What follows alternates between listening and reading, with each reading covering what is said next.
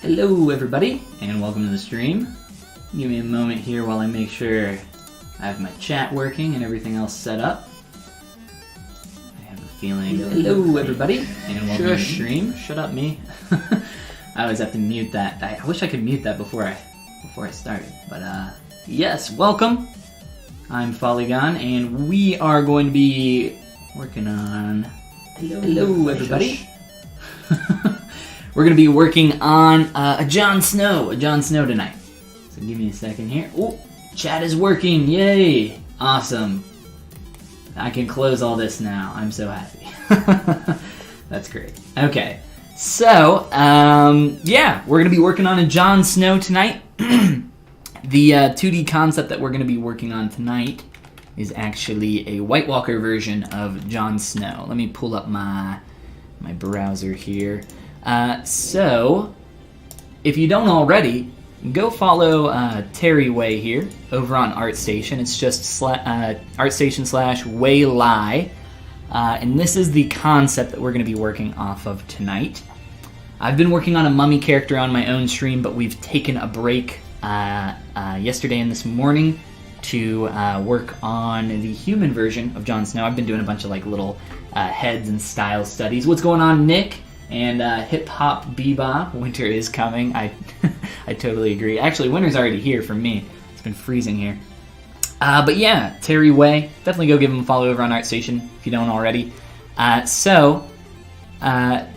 gone pretty quick on this one, or at least I've tried to. So a lot of stuff is really rough. But with all that said, we're gonna start transitioning him into the White Walker version over here of Johnny Boy. The only other thing I'll shout out here at the beginning is my Gumroad, which I would appreciate if you check it out. It's just Gumroad/Follygon. I got some stuff on there for beginners, intermediate users, and advanced users as well, and a bunch of brushes, materials, and some other junk. I would appreciate it if you checked it out. But with all that out of the way, let's just dive right in.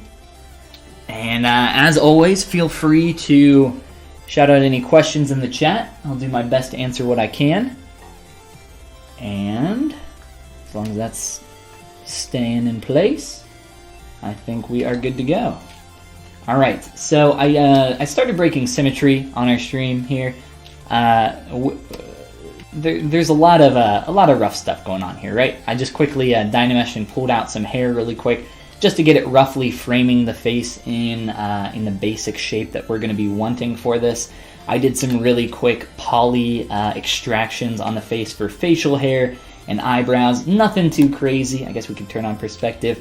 If you look at the armor down here that I pulled out really quick, this is all just, dynameshed really quick, pulled out, and then cut up to be this specific shape. Nothing too crazy. All really quick. His mouth is even fused shut, and that's not going to be much of a problem for us because, well, his mouth was shut in both concepts. But today we're going to be going in a little bit of a sunken direction here in his cheeks. So let's get started. I think the best way to handle this will probably be to either hide or delete our facial hair for now. Let's see, mustachio. I'm gonna delete the mustache, and I might delete the beard. I might be able to reuse that, but I'm gonna be redoing a lot of this stuff. This shape's just completely different for the mustache, so I'll be redoing that for sure. And then for the soul patch, maybe we can blend that into the beard. So I'll hide that. What do we got here? Some quick lashes. I think we'll hold on to the rest of that. All right, cool. So let's get into our face. I am going to turn off polypaint. I don't really like sculpting with polypaint on for the most part. It gets very distracting, and it's hard for me to interpret what's going on in my form. So we'll toggle that off here. Darlin, what's going on? Welcome to the stream. I think the thing we need to do here first is mirror this back over. So let's do a quick mirror and weld, just to make sure that that is perfectly symmetrical. Like I said, we didn't break symmetry too hard. And I would like a a version of this that's a little bit easier to work on. So let's do that really fast here as well. I'm going to remesh, and I have keep groups turned on in the ZBrush palette. So what that'll do is it'll essentially just put a quick little loop around his mouth between his lips, which really isn't that big of a deal because it's not seen, but I guess just mainly for my sanity, so that I understand what's going on with my form. His mustache is completely covering his top lip, isn't it? I actually have a friend that's in, he recently started doing beard competitions, and apparently you get points off on your mustache if you can see your upper lip. At least that's what he told me. I don't know how true that is. I obviously am not a part of the beard growing group. Alright, so after this remesh is done, very quick here. Oh crap. My bad, guys. I'm going to lower that a little bit. I didn't have symmetry on while we did that. We do want this to be symmetrical. Proportionally, excuse me. Proportionally, there are some major differences here. Mainly just being how sunken in around the cheekbone and the mouth we're getting back through here. So that's going to be the main tweak. That and how sunken in the eyes are. I think that's going to be the other major change that we do here. So let's make sure our holes are closed up and start subdividing and projecting up through our chain here. And I'll do my best to explain everything that's kind of going through my head as I'm sculpting, but sometimes I get distracted. So if I do something too quick, or if I pull something up in a hotkey or a quick menu like this guy here, just let me know and I'll do my best to explain what I'm doing. Alright.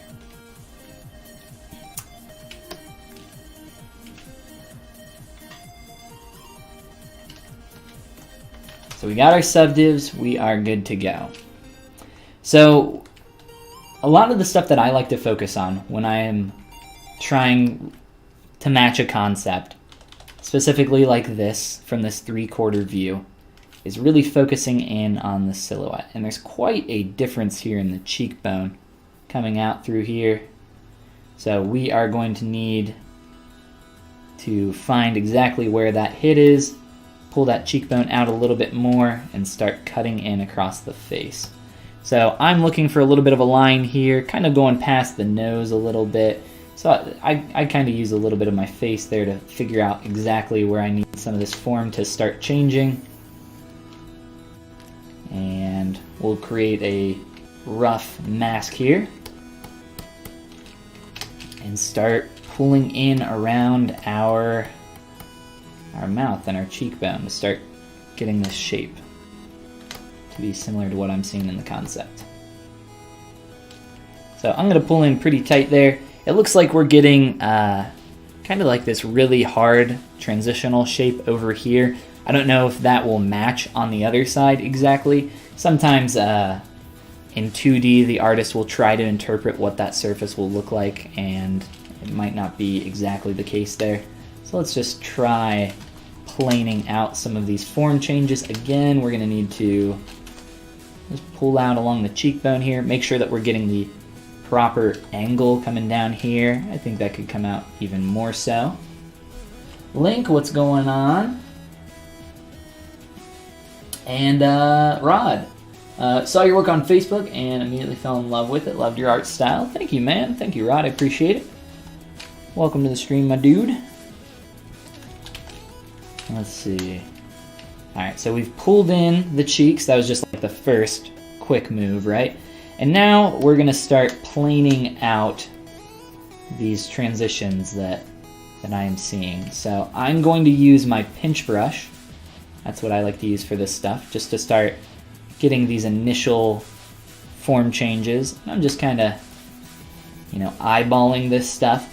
The entire point of the style studies that I've been doing most recently has been to, learn as much as I can from the 2D artist, but also attempt to work on just my artistic eye and ability to see form and be able to translate that to 3D. So it's been a lot of fun to do that. I would definitely recommend, you know, if you're new, if you're just starting out, I think if you're having trouble understanding some 2D illustration, or, you know, if you only have one view, oftentimes some drawovers can be really helpful with that. Even just taking, going into Photoshop or whatever application you're using for painting or drawing, and just doing a quick draw over the silhouette, just so you kind of mentally understand what's going on, and then some of these internal lines a little bit as well. I find that that can be pretty helpful for trying to understand a concept. But specifically for me, for these, I'm trying to avoid a lot of that stuff. I'm trying to just do as much as I can here in 3D. And again, work on that artistic eye. Which, let's see here. Use our lazy mouse and start drawing in. I feel like this is supposed to be, this line going back is supposed to represent his zygomatic bone, the bone flowing back from your cheekbone, you know, going back to your ear, or you're connecting to your jaw back here around your ear canal. It's a little low though, so I'm not, you know, entirely sure what they were going for there. Let's at least put it in initially and see how that's starting to feel. And just continue to plane some of this stuff out a little bit. And I'm just, again, using my pinch brush, nothing fancy. And let's see. Getting a little bit more volume down through there. So let's see here. Let's trim this out a little bit around this edge. And the way I'm hiding stuff really quick, if you don't know, is solo mode down here. It's just a little bit easier for me to work on one thing at a time when I'm, you know, moving around like this, just to not complicate things for myself. We also want to pull out those brows. We'll do that here in a moment. Let's get a little bit of this hard transitional cut in here, and at least start to get this flow in the correct direction.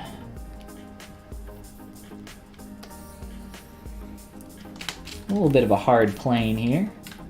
And we're starting, as you start to use your pinch brush more and more, you're gonna start pulling on this geometry, and if I step down to a really low subdiv, you'll see how we're pulling on that, pushing it all around. So I'd recommend, you know, be careful with your pinch brush, depending on kind of what stage of the process you're at. It's very easy to destroy a lot of your topology if you're worried about keeping your topology really clean. At this point, you know, I don't care. I need to warp this and get it a lot closer to what I'm seeing in this concept. All right, so the next thing is going to be to sink in these eyes quite a bit more. So let's create a quick mask around here.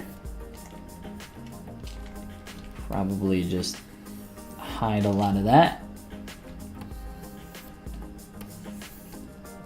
And make a really quick mask here. Soften it up.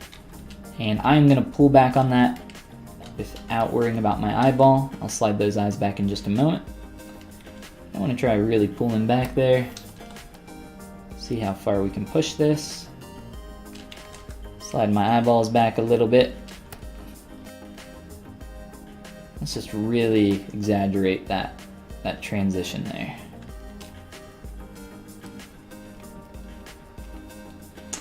And let's see. Just looking at the silhouette there, how that form is changing. We could probably move this little point up a little bit. I'm not incredibly worried about getting a pixel perfect silhouette here. I'd like to be close. I'm not really a super fast sculptor. At least in my opinion, I'm not very fast.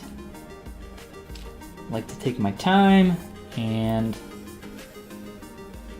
really clean stuff up, like almost obsessively.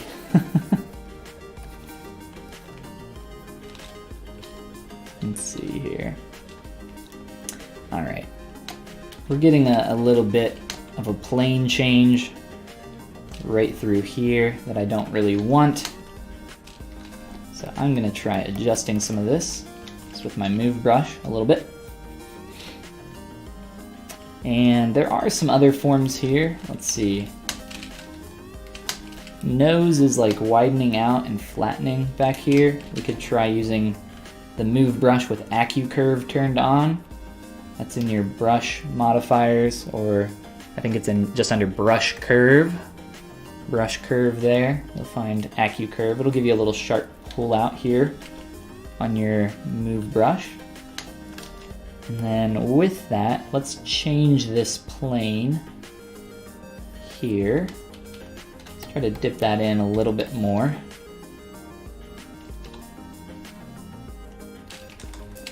Just using my transpose line to do that as quick as I can. And there's a lot going on in the brow here that's quite a bit different, so let's probably just trim some of this in, fill this in, and then we can kind of sculpt this out really quick. So initially, I like to block some of this stuff out. I'll use, let's see here. I'll use like a damn standard brush or my sharp soft edge. They're pretty much the same thing, but just use this to kind of block out where we want some of these edges to go. So we got a little bit of a pull in on the brow, and then these are a little bit different. I think we'll just get, oh, he's got like a little cut in his forehead there. I see, I see. All right, so let's get a little pull up here, and then I'll just kind of follow that curve out. We can kind of build this brow shape up a little bit. For most of my form building, like what I'm doing right now, if I'm building up a shape or knocking it down, I like the clay tubes brush. I think it has a nice balance compared to the clay buildup brush. The clay buildup brush is just a little bit too strong for my liking, and it gets the hand really quick. Clay tubes keeps everything at about the same same height. And I would just experiment with them if you're not sure on the differences. Let's see. So we want the form change at about there. So if I can, let's pull in a little bit over here.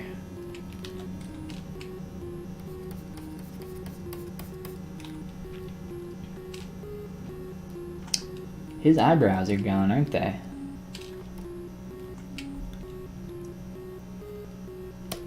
Huh. Interesting. I just now realized. Let's sharpen up this edge here. Cut around. And pull. Whoops.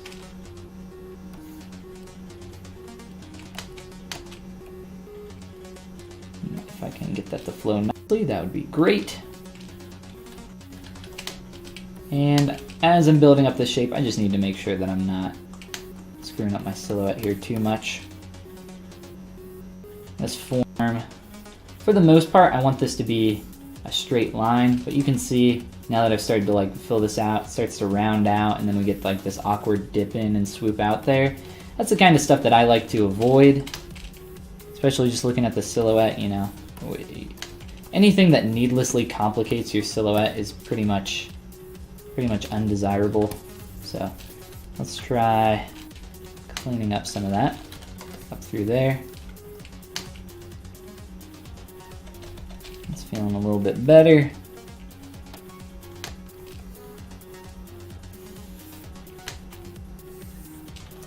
All right, so just a quick little cut in the surface so I can figure out which way that needs to go.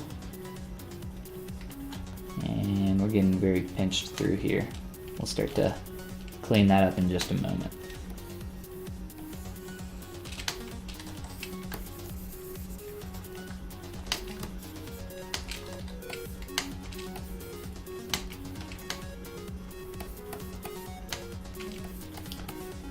Trim out this brow a little bit. Lycos, what's going on? Welcome to the stream. Graphics. Will I be your teacher? I know basics of ZBrush. I actually just yesterday put my mentorships back up on my Gumroad, which is just Gumroad/Follygon. So if you're interested in that, check it out.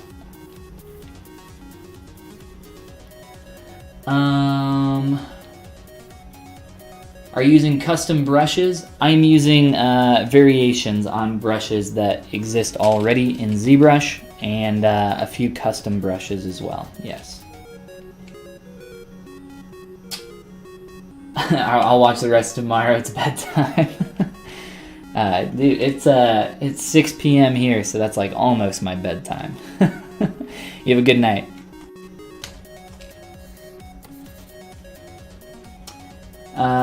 Let's see.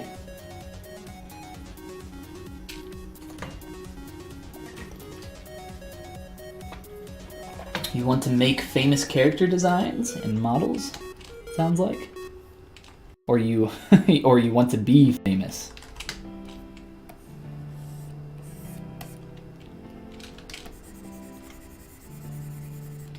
Alright, let's plane change. Tighten up in here. Get a little bit too rounded. And kind of sharpen up. Let's just sharpen up a lot of stuff here that we got. A little bit of a bump here. Because if you want to be famous, you came to the wrong place and probably the the wrong industry.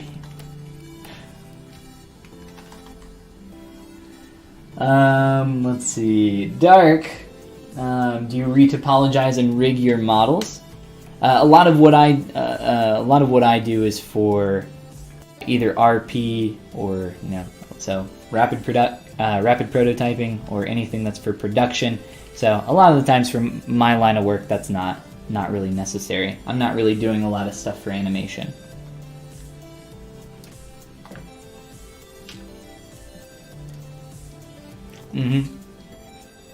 Yes. So animation, animation ready topology.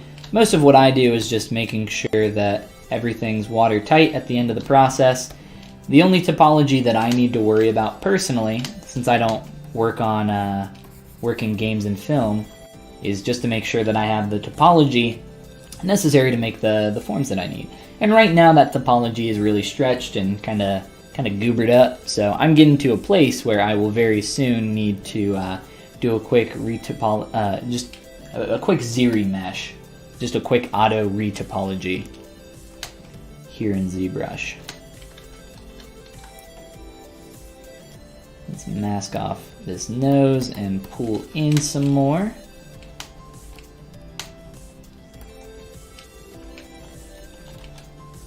And we're probably at a point where we could start dynameshing back again. A lot of these are really tight. I'm not going to start to smooth these out or transition these at all, just because the polygon right now, like, it's so tight through here that that's actually not that bad. But after a dynamesh, that'll be a little bit easier to smooth out.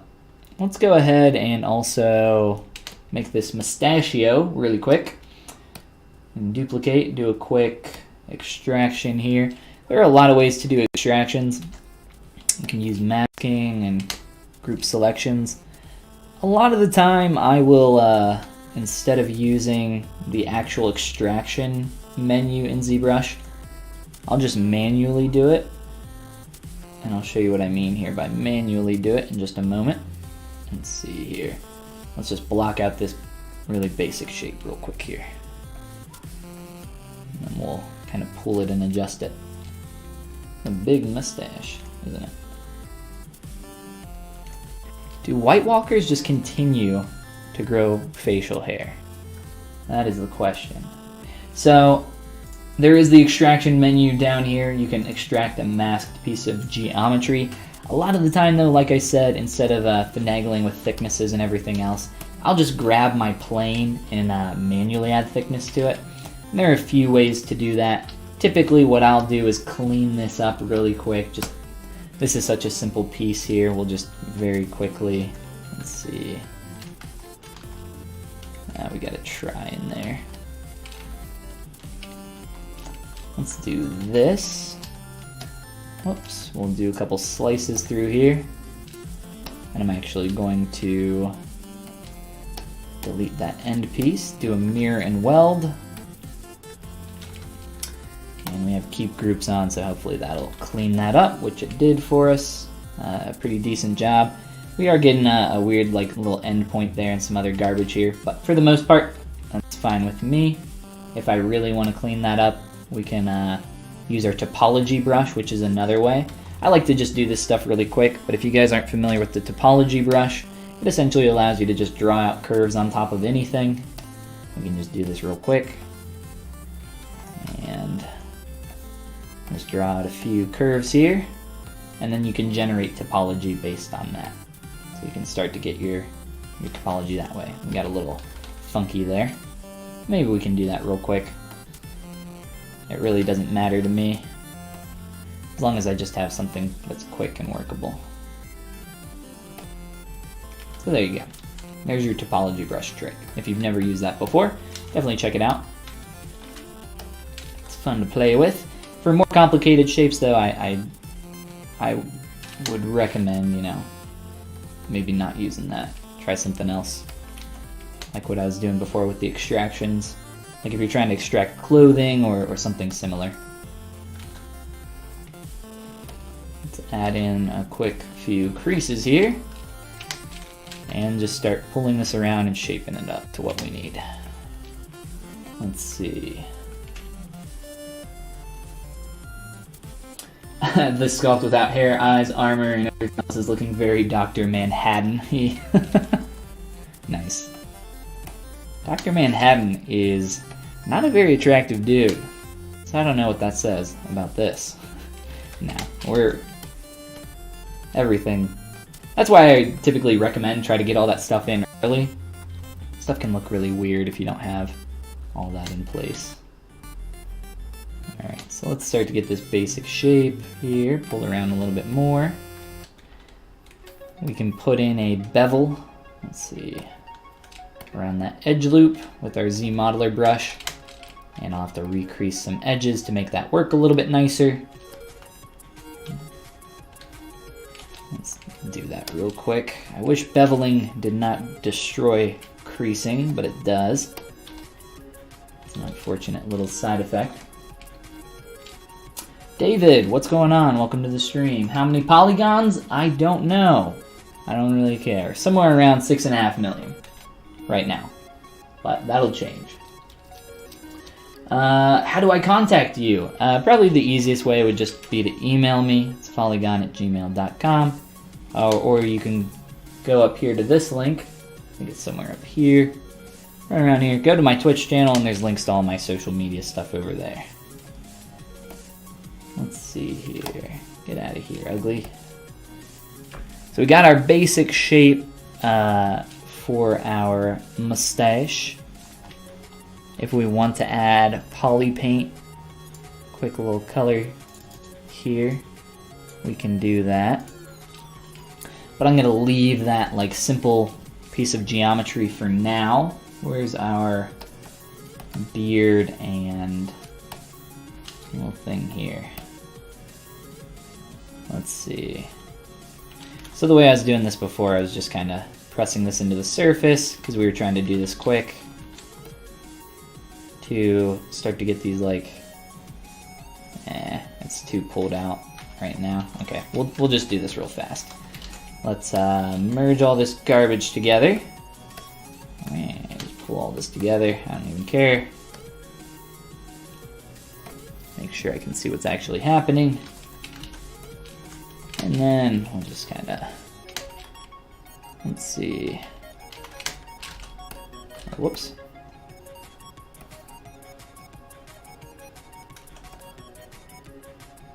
Let's see how much extra volume we want to put on this. Quite a bit on the bottom. So for the bottom, what I'll do is do another quick Dynamesh. Like I said, I don't care too much. Let's start inflating this a little bit with our clay tubes.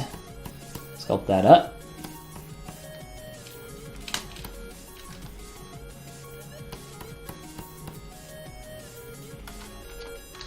What's going on here?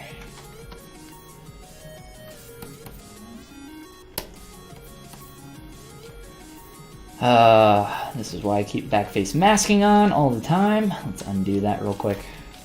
It's pretty annoying. My brush was pulling through to the other side. I wish you could turn on backface masking by default on everything. To my knowledge, you cannot. It would be nice if you could. Let me just thicken some of this up. Like I said, it doesn't matter how rough it is. Just give me that basic shape. We're going to put this at about the same level that the hair on top of our head is, which is very low. Very low bar to meet. Let's see. Make sure I didn't miss anything here.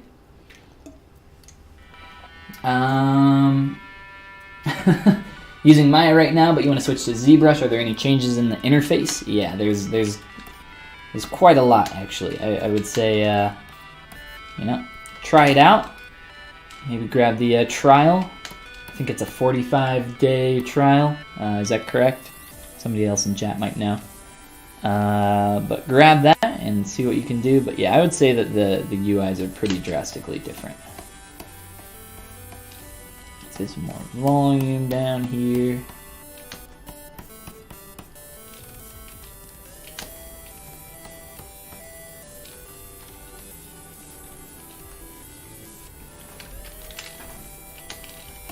Got some garbage on our canvas. I'm just going to sculpt up all of this real quick. And again, just using my clay tubes brush. Pretty willy-nilly right now.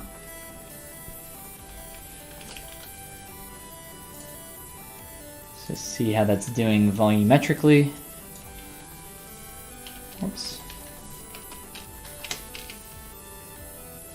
I want to make sure that that's kind of fitting the silhouette there right now. Gosh dang it. Keep pressing the wrong key.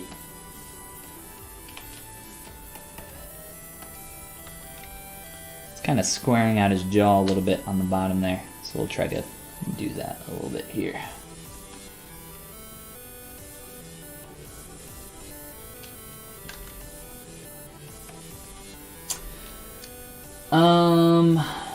Graphics line. You just asked twice how to contact me. I'll say again.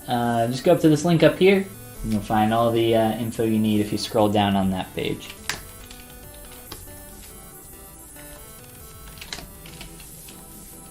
Or you got me right now.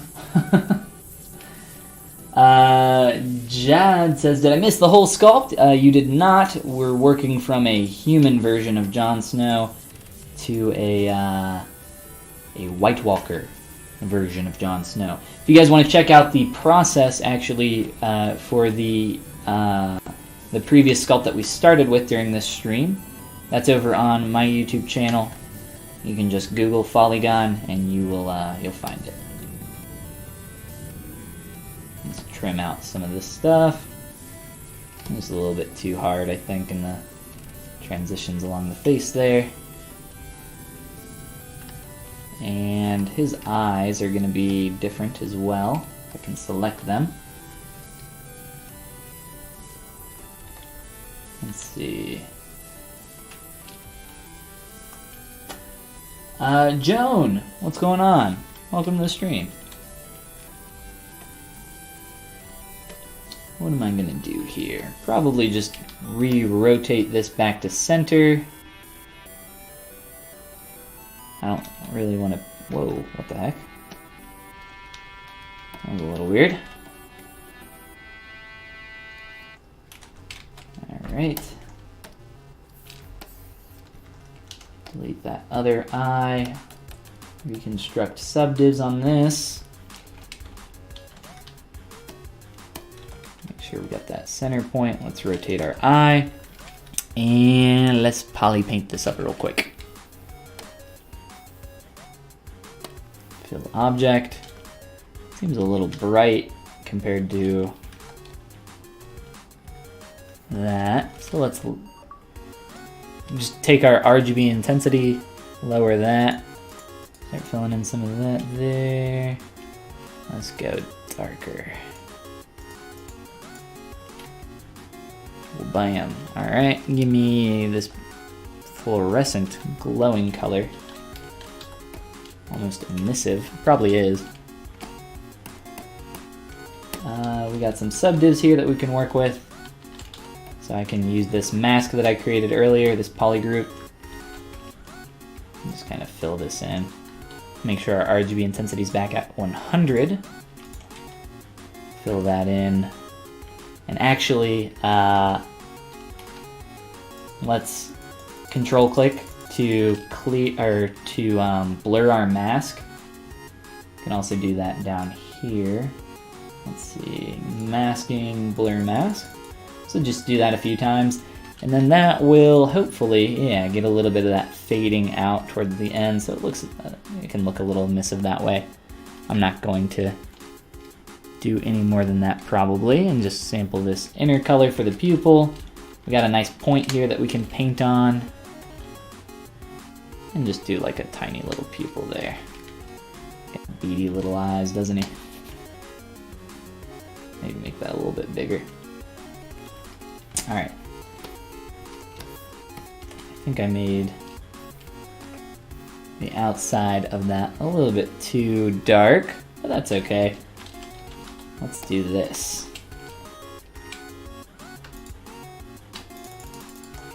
Let's use our mask again. It's a little bit hard to see the mask because everything is black right now. So let me sample this. And then we're just going to fill in some of this to start brightening that out. Yeah, it's feeling a little bit better. I don't want to spend too much time just sitting here painting an eye. So let's leave that for now, and then we can mirror that over to the other side using Subtool Master Mirror. Across the x-axis, yes, that poly count is okay with me. Oh no, it's not okay with ZBrush though. It's okay, we're gonna get a quick save, and we'll be just fine to grab that. It'll give us the Z tool that we need.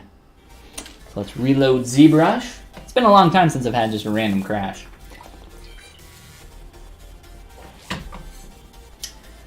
You had me at YouTube channel? Oh my gosh, this is always so bright.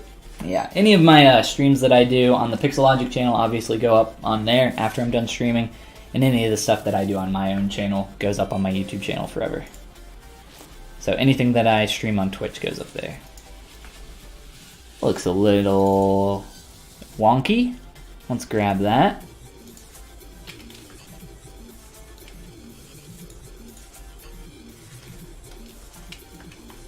Ah, I think I know why it crashed. Let's make sure that we don't have anything masked this time. Subtool Master Mirror, merge into one subtool, yes. Okay, I think that's what happened. That's okay, that's not a big deal.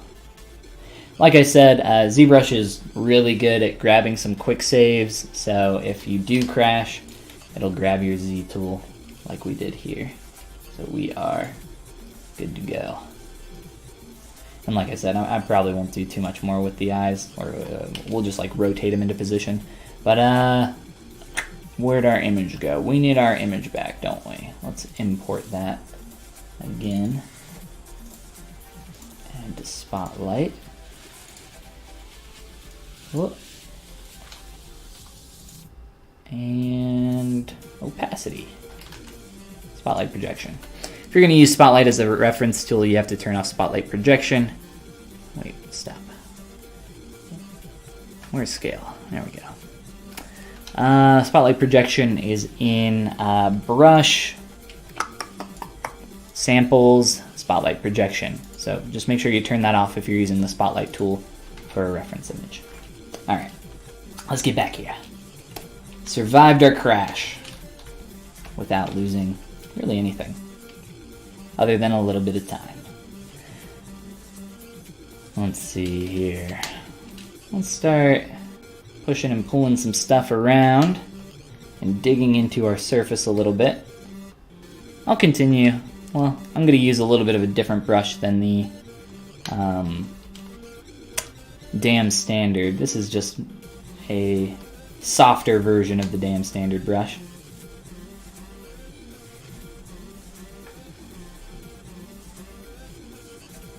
And I think our nose is still a little bit too thick, but that's okay. We'll fix that in just a moment here.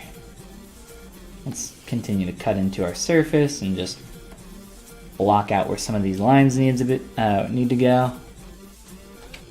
This line is gonna change quite a bit.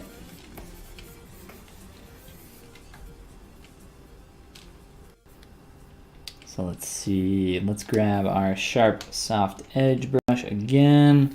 And we got this like really deep cut through here.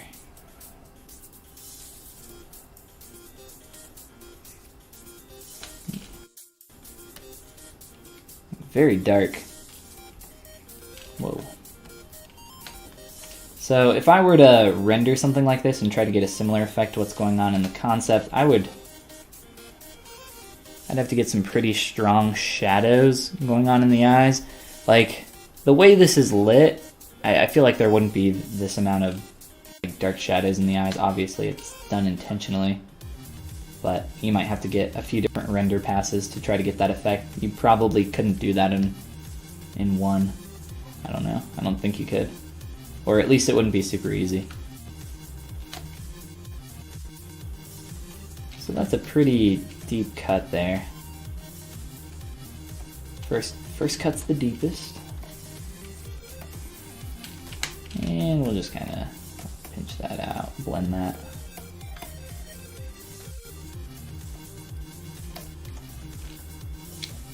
What's going on, Engine? And Julie. Welcome, guys. What stuff would you recommend to change in the default ZBrush interface? I probably wouldn't recommend changing anything, to be perfectly honest.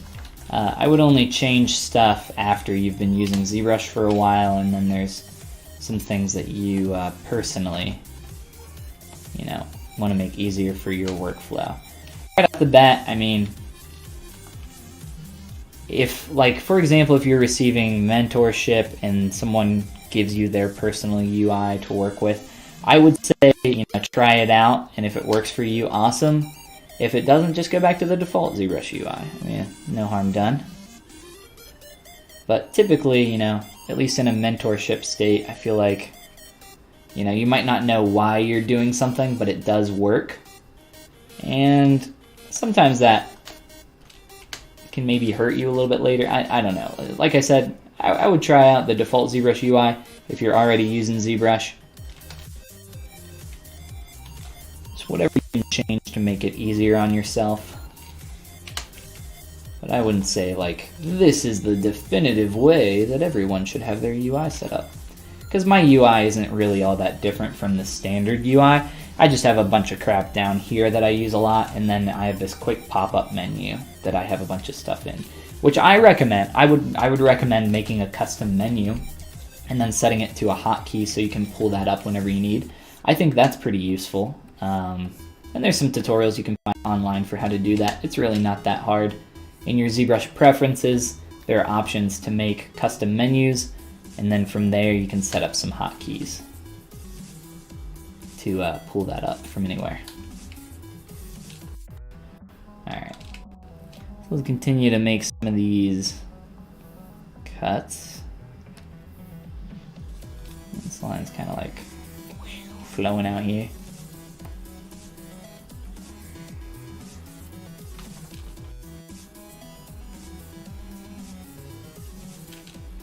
And we're getting pretty sharp on a lot of these, so I'll be working on transitioning some of these. Extra hard edges. Let's rotate our eyes just so they're looking the way we want.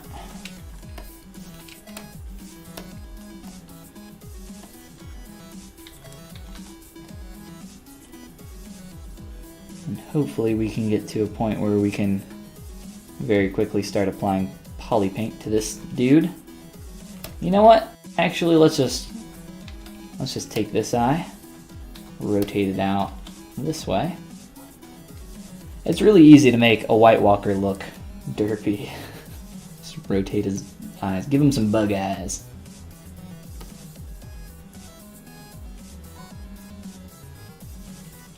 And I might be able to like lower these in the head a little bit.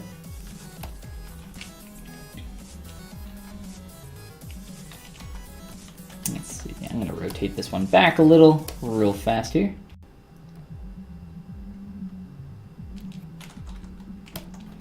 Alright, let's get back to our face.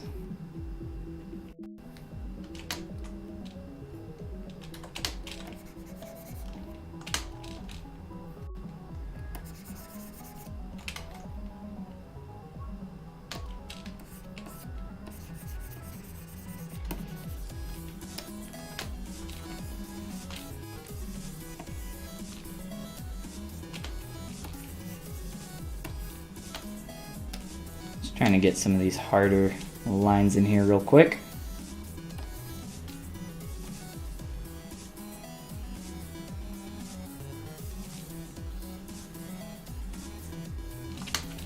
Right. And let's start shaping up some more of this facial hair too.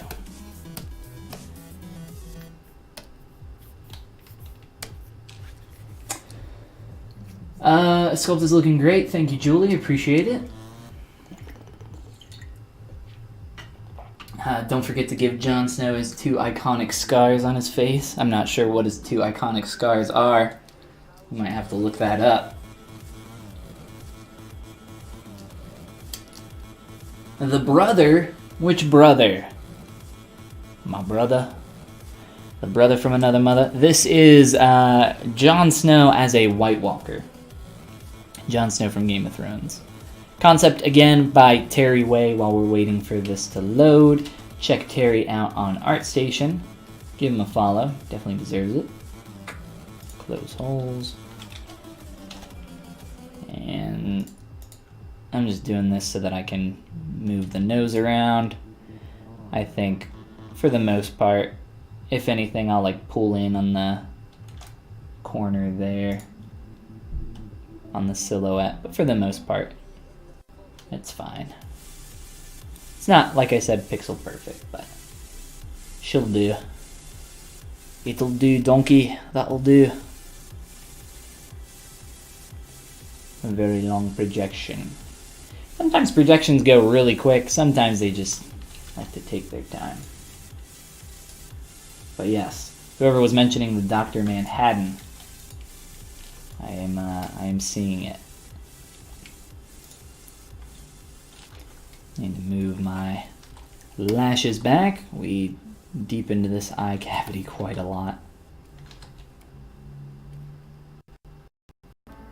So let me try realigning that. And honestly, I don't even know if I'll use this.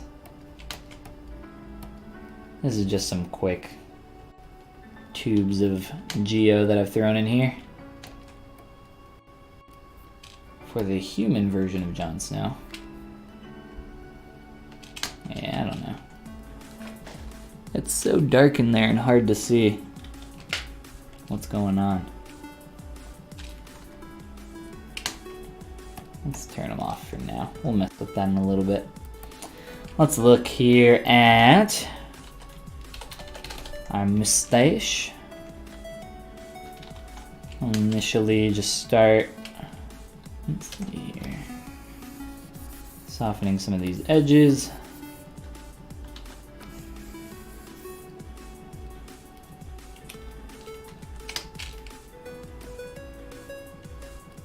And then there's quite a variation on the form down here. Let's see. I'm going to want to pull this down quite a bit.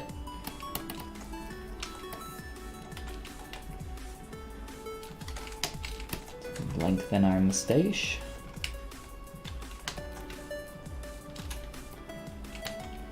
Now I could grow a mustache, but I could not I could not do the beard. At least not to the Jon Snow degree.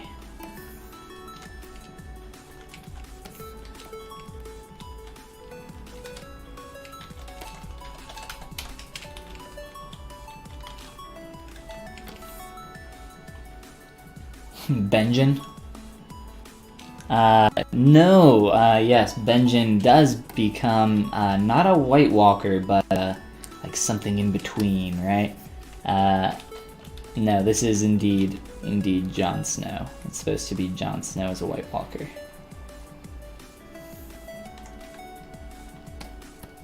Go to, Terry Way's art station and you'll be able to find the original concept. I kind of just pulled it up, so I don't want to keep jumping back there for new people joining in on the stream.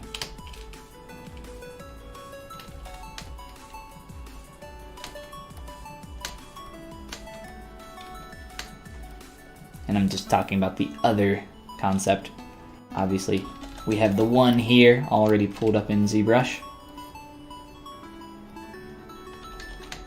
Starting to get a little wonky. Let's pull in more.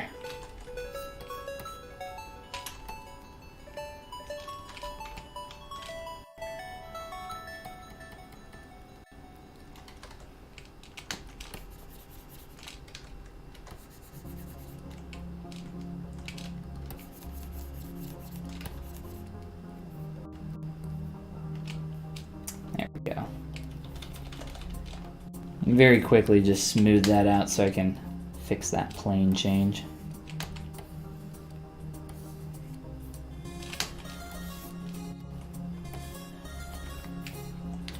All right.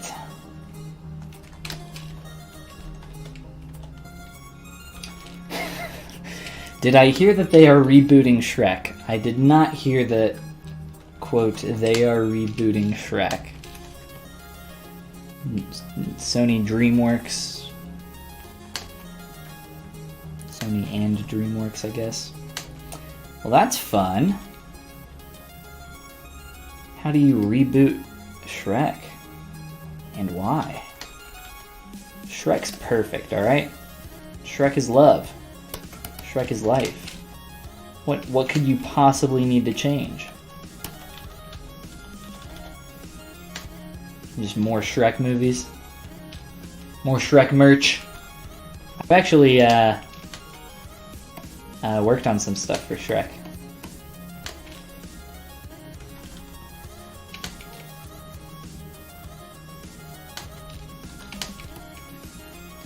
And they were life-size.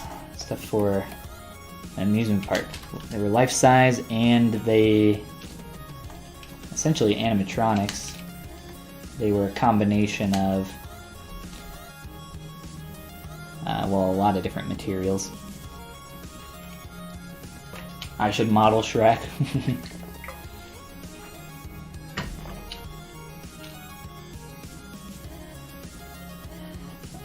Permission to link Terry Way's page? Yeah, man, go for it. Absolutely. Definitely check out Terry Way's work.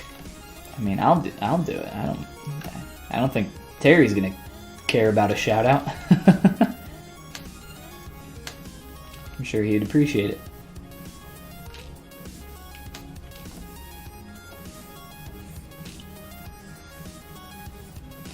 Alright, so let's make sure we got these cuts in here feeling good. I like to get this stuff in. Whoa. I like to get some of this stuff in there a little bit. Kind of like hard at first, these hard transitional lines. And then I'll start to clean these up as I go. It's really, I mean, I would say if you're kind of new to try to avoid maybe doing a little bit of what I'm doing here by cutting in. I think it's good for, you know, blocking stuff out and figuring out where form needs to turn, but I don't know, I see it overdone a lot, and it's definitely overdone right now, right? But I'm going to be knocking it back. You just got to make sure that if you do stuff like this, you you know, you take it a little bit further and start knocking some of this form back down. I don't know if I like this little swoosh. So when I start building up like a cut in the surface or this like little transition, I'll start with like a damn standard brush and cut in really tight. Then you gotta make sure you go back through and build up on some side or knock down on another and adjust that further. It can look really weird, really fast. It can be easy to get away from you. And we're a little rough right now, but we'll get there. Jon Snow. What's going on, Alex? Let's see. This is Jon Snow as a White Walker. Jon Snow from Game of Thrones.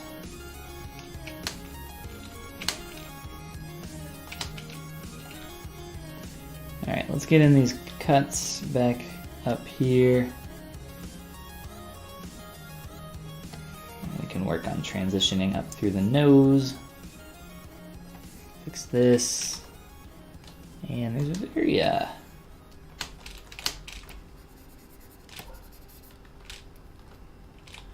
very hard cut in up through here. Make sure we're doing okay on time. We're only about an hour in, so we got another hour to play around in the clay and answer some more questions, or play around in the polys, I guess.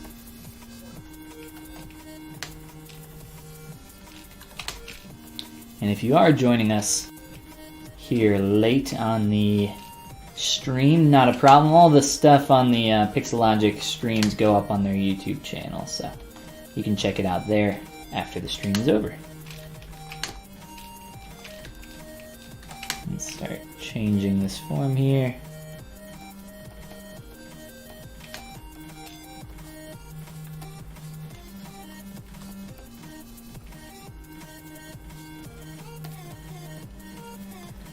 Let's see.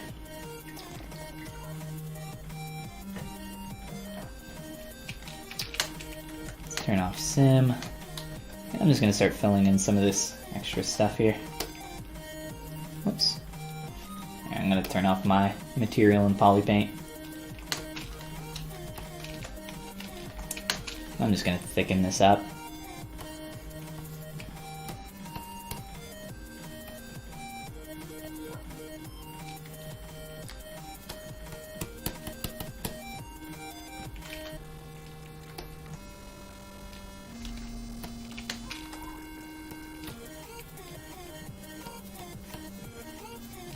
I've made a pretty hard surface turn on that jaw, but that's okay. I think I'm fine with that angle that we're getting there, which is drastically a lot more sunken in, but it's kind of necessary for the silhouette changes that we're seeing. If anything, we could maybe, you know, start to trim up and fill in some of this. Like I said, I think I'm fine with the angle change that we're getting in there. Oh, come on back. Let's go back to our beard and continue pulling out all sorts of garbage.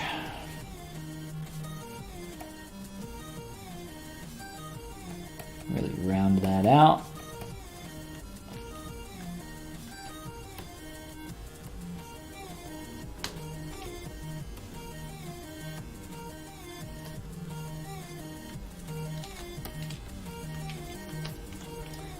And let's see. So we have a lot of painterly effects going on here, which is fine. A lot of it's really cool. I'm into it. But instead of doing that, essentially I'm going to do the same thing that I did before, using like a damn standard or something similar. Oops. Start kind of pulling in some of these shapes. And essentially enough so that we can see some of the chin underneath. So that's the basic idea. And we can adjust that as we keep going. Let's see. Let's get a few of these real quick. And I'm not going to match this shape perfectly. I'll just do a few of these really quick here.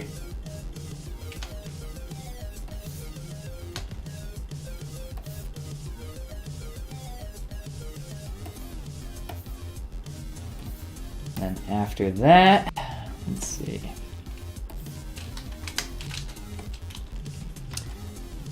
Another way that you could do this, these aren't cutting up very nicely, but slicing some hair up into parts and then, or slicing his beard up into different meshes. Let's see here. To work with it that way might be a little bit nicer. I'm just trying to get a little bit of surface breakup, so we don't have just a straight line for the beard. Oops.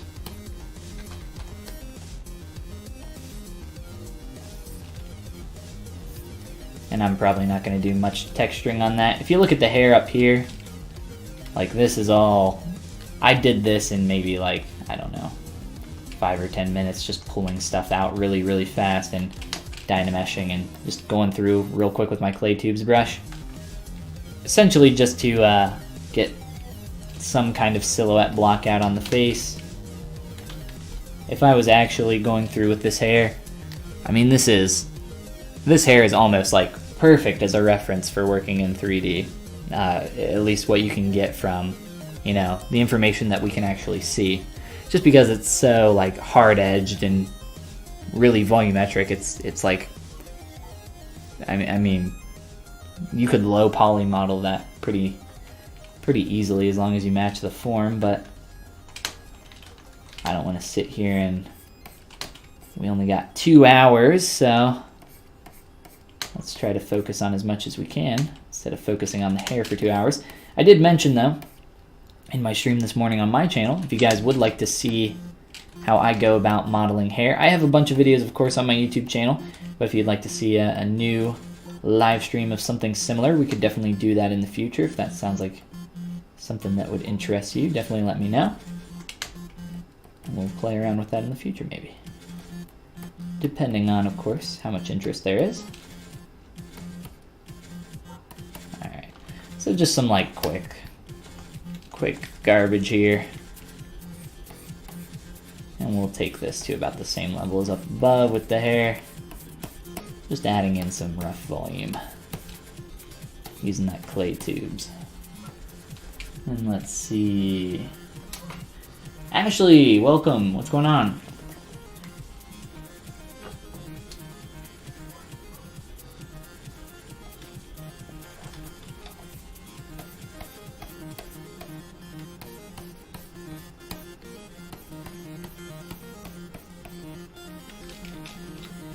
Alright, so some quick added volume around there. I'm getting very round here at the bottom, aren't we? So we can maybe try to square that back out. What's wrong? Got my back face masking on, of course. So let's just continue to keep this rough. And maybe throw some quick, just some quick poly paint on this hair so it blocking out in the correct shape. Let's see, wrong material.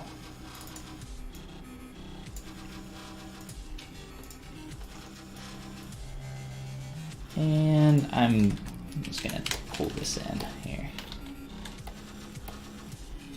Cover up that lip.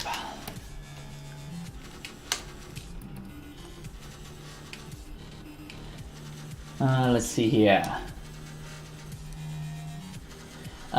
Do I do realistic sculpts at all? Yeah, go check out my art station. I got some stuff on there.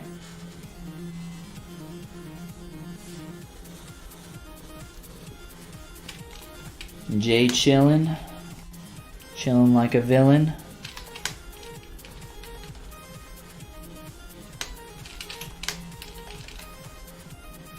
Most of what I do is what I would consider a cartoony style. I like to say somewhere between, or what I try to aim for in my personal stuff is a lot of the time somewhere around, somewhere between Disney and Nintendo. Pull a lot of what would be the word? Inspiration from there.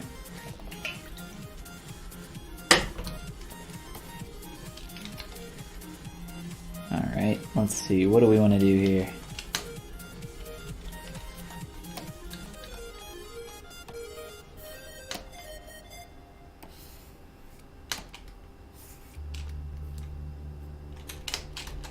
Move AccuCurve. Just pushing and pulling some geometry around real fast.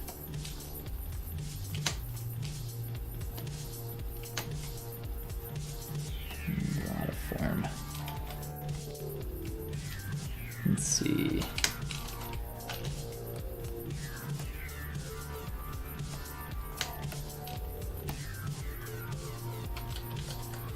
This material did not apply down here. It's my fault.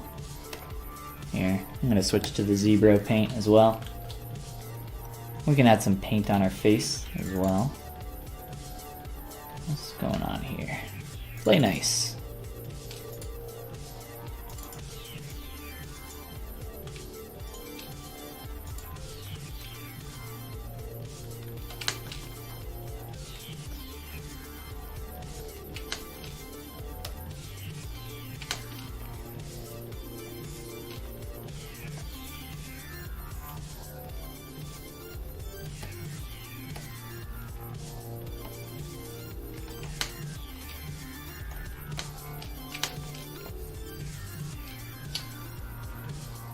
Let's see.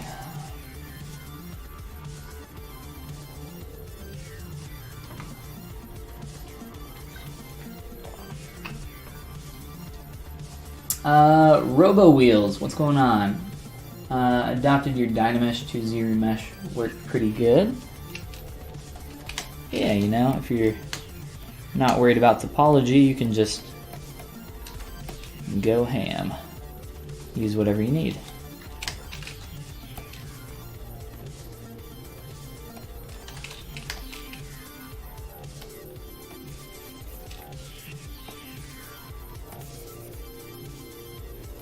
I'm just going to simplify this a little bit.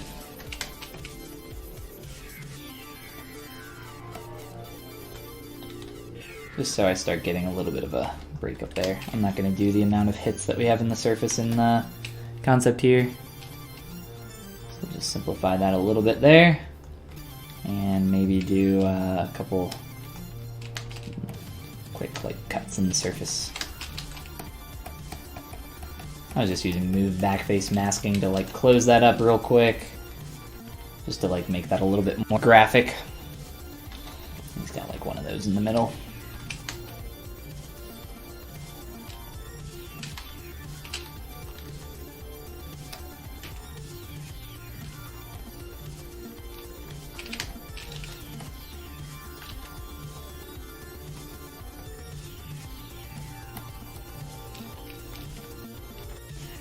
Alright, so really quick there, and let's see, up here on the face. Let's just add some quick poly paint on here. I'm gonna grab my, just a quick ZBrush material, MRGB. I'm just gonna sample a color here from the surface, fill object, and that's just gonna be my base. And then from there, I'm gonna start sampling some more colors here. Drop my RGB intensity down around 10 or so. Whoa, make sure Z add is off, and start to fill in some of these colors here. Top lip is never seen, so I don't really care too much about that. Let's just block this in really quick. And again, make sure that RGB intensity is down pretty low, or else you're gonna probably get some really strong paint on there you don't want. And sometimes I would say it's cool to paint in some shadows, like maybe around his eyes. It gets so dark up in here, it might be cool to like darken up around here, and we could experiment with that real quick. I find that painting in shadows gets overdone. Like really easily. So I tend not to do it too much, but maybe we could just like darken up through here a little bit. I don't think that's too terrible. It's easy to kind of knock this back too. I don't know how far can we push these bad boy eyes? And then there's some few additional cuts and scars in there that we can get. There's definitely some weird junk going on with the brow there that we can try to get in.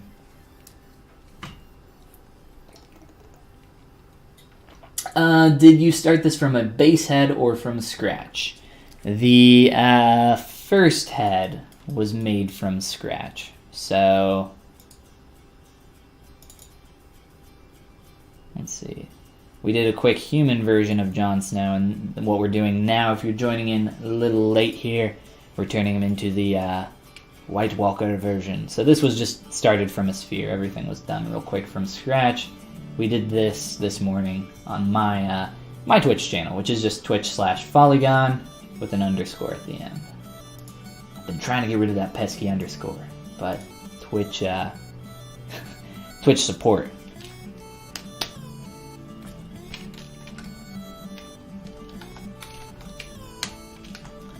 Don't you know who I am, Twitch support? Come on. If I ever got to a point in my life where I could pull that card, I would feel like a total D-bag for doing that.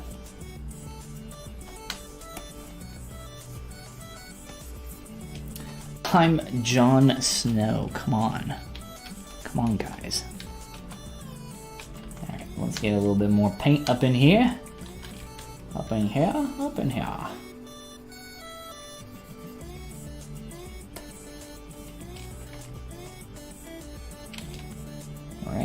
Alright, let's see. Let's just turn off symmetry and go ham and cheese here. Give me that Damien standard brush. What you got going on here, Johnny boy?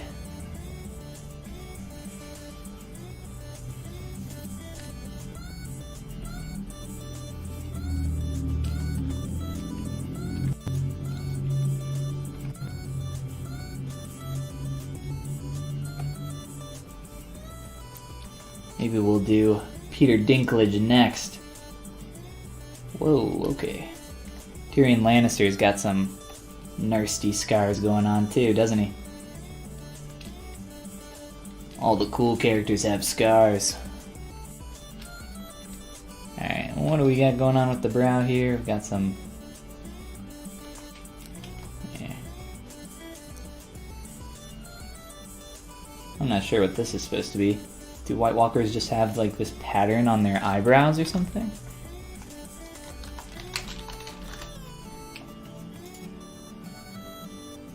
Do you guys remember in the... yeah, I guess they kind of do have a lot of junk going on, don't they?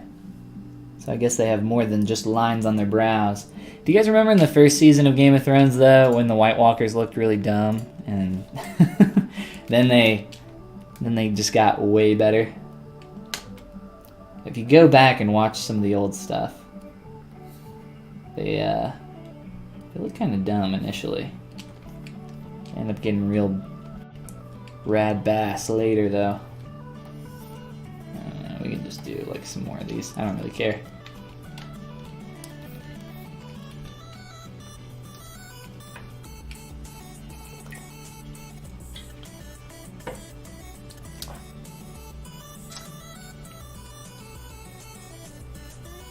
Do the White Walker, the one that we were just looking at. Oh no, I made his little forehead scar up too high, didn't I?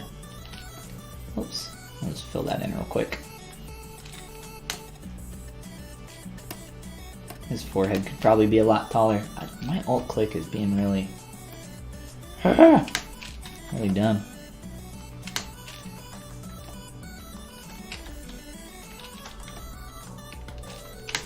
What's going on right now? Ah, of course. Always with the back face mask, and I always forget to turn it off on my move brush. It's one of the most useful, quick little tools, but then I need to remember to turn it off, and I always forget. It's not my fault. Just forgetful. Let's see here.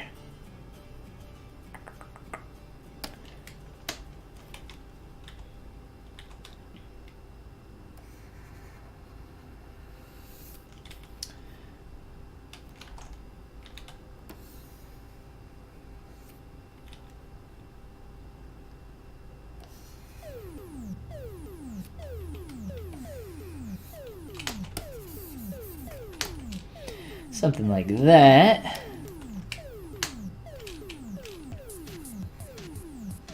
And there is some really cool stuff that you can do with like cavity masking to, if you want to like add poly paint in only a specific area.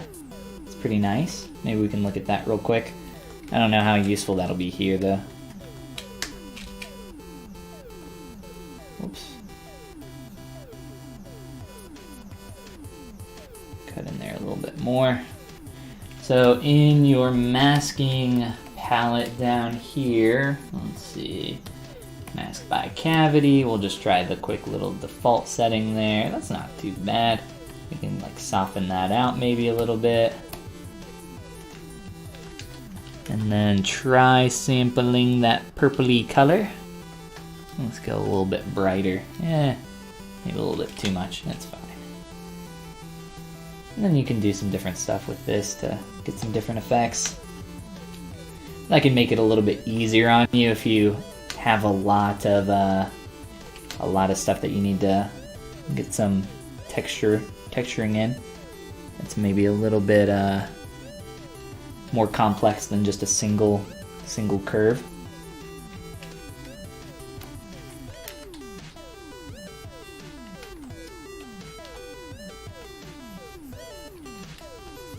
Try to do that real fast.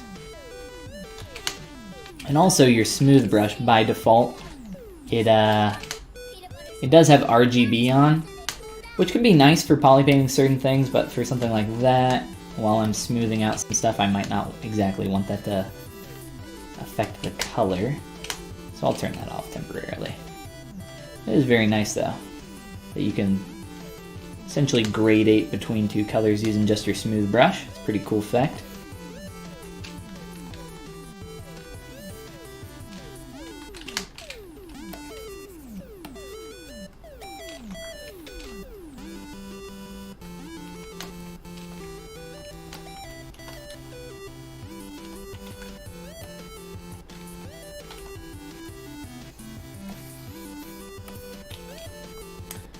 Let's do the same thing over here real quick for their nose.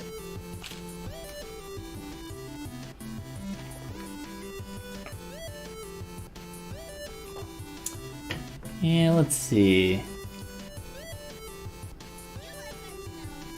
Let's get in here. Whoops.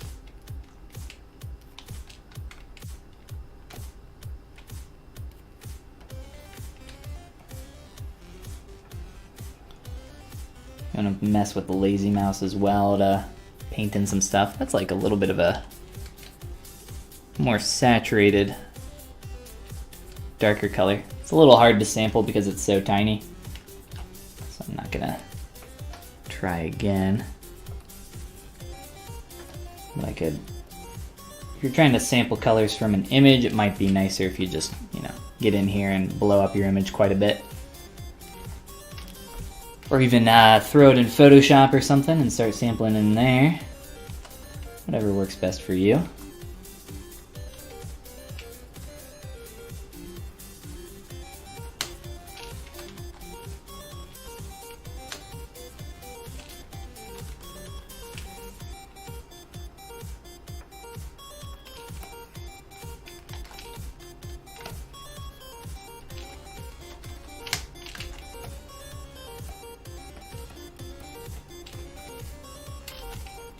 Whoa, come on back.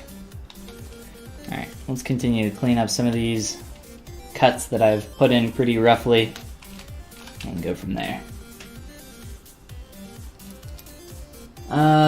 The 3 diagonals, yeah, we'll play around with that some more here. Let's see. What's going on, Wally? Wally, welcome to the stream. How you doing, my dude? Everybody's my dude tonight, I guess.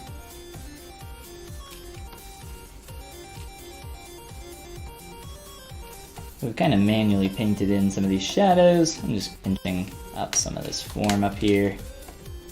And I'm gonna mess with that curve ever so slightly.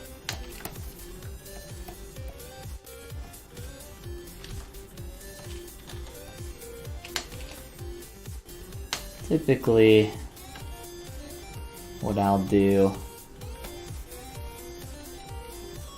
kind of start to fade these out a little bit as they get closer to the end. And luckily our brows are still symmetrical, so it's really nice and easy for us to work on these. You know what? Are they perfectly symmetrical? Yes, they are. Okay, so let's try that again with the mask by cavity really quick. We can maybe adjust our settings if we need to. I don't know, we'll say sure. Stick with that real quick. You always have to turn on your spotlight little puck there if you want to be able to sample colors. And I think we're gonna want, crap. That's fine. We'll just use this darker color because I think it's gonna need to be a little darker here. Whoa. I'm just gonna use my RGB paintbrush here. Turn off lazy mouse. Paint these in pretty dark, so it's easy to knock it back after.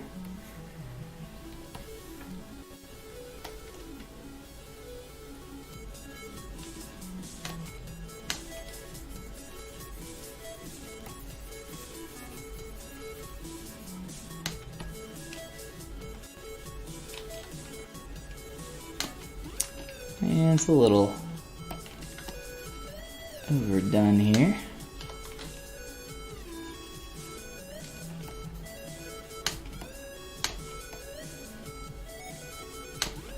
Like I said, not super hard to knock back, but I'll kind of mess with that a little bit. And I don't really know how I feel about like painting in the shadowed areas around the eyes. A lot of the time it just feels really overdone.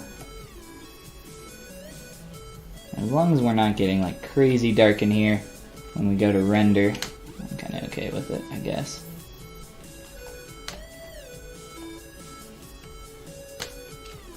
Let's get a little bit more value range in some parts of the face.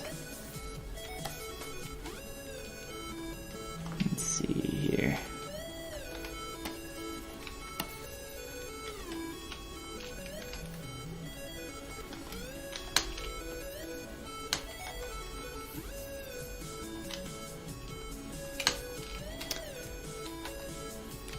I'm trying to do this poly paint rather quick, but I think it gets the idea across.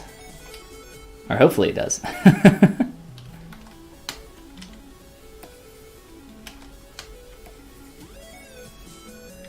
Got a little cold nose.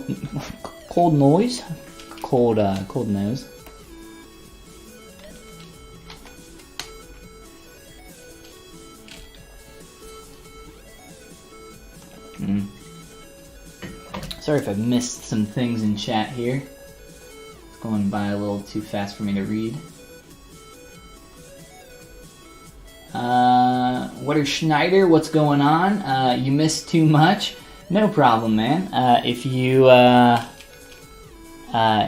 go to the Pixelogic YouTube channel after, you'll be able to catch up, as well as my YouTube channel for the first version of this guy, the human version. Let's see. Liking the scars. Thanks, Julie. Love Game of Thrones. Me too. Hence the dude. Let's see.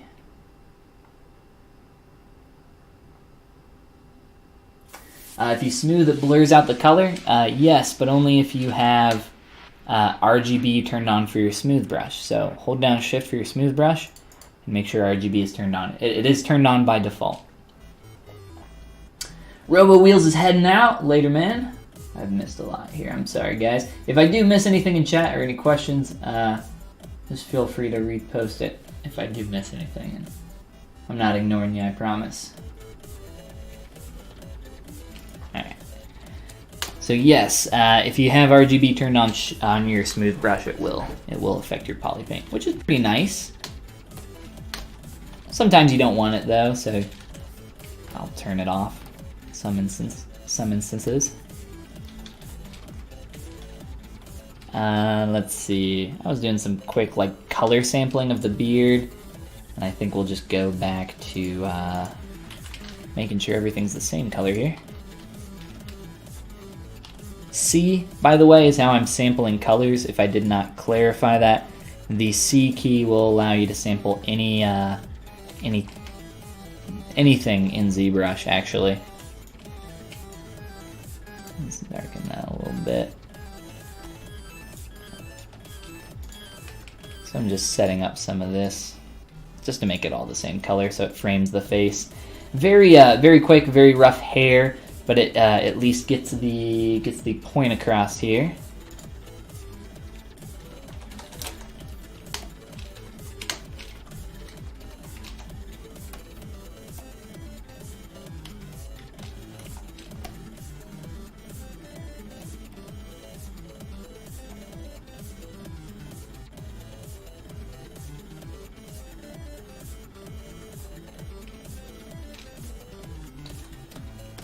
Looks like the angle of that is actually pointing down quite a bit. Feels very flat to me. And just like the way he shaded that. It needs to have a little bit more volume though to be able to cover his lip. So if it doesn't, I have it sticking out maybe a little bit, like it could. I can't really change this angle too much. I don't know. It feels very flat to me. That could just be, you know, a problem in 2D.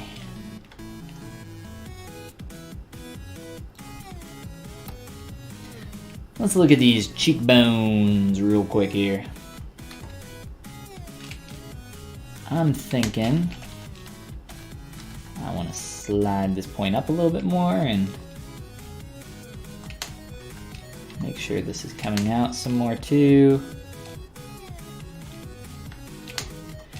I got a little bit too much volume going on back here in the jaw, which isn't, you know, the end all be all, but it does kind of bother me.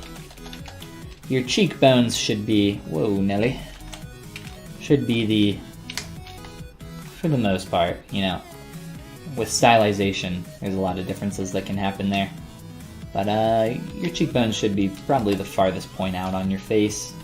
Talking width here, the widest point out this way.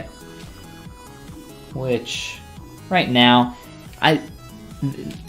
this isn't really... It's a little tough here for me to like interpret what this shape is supposed to be over here, because it feels really low to be a zygomatic or cheekbone or anything. So it just feels a little bit awkward, so I'm trying not to, you know, plane this out too much going up through here. Just because of that reason. Obviously this is the point of his cheekbone. The angle that edge is flowing indicates that it's like flowing back and down, whereas, you know what, let's just take our ears and lower these down as well. We got some pretty high ears, but let's play with it very quickly here.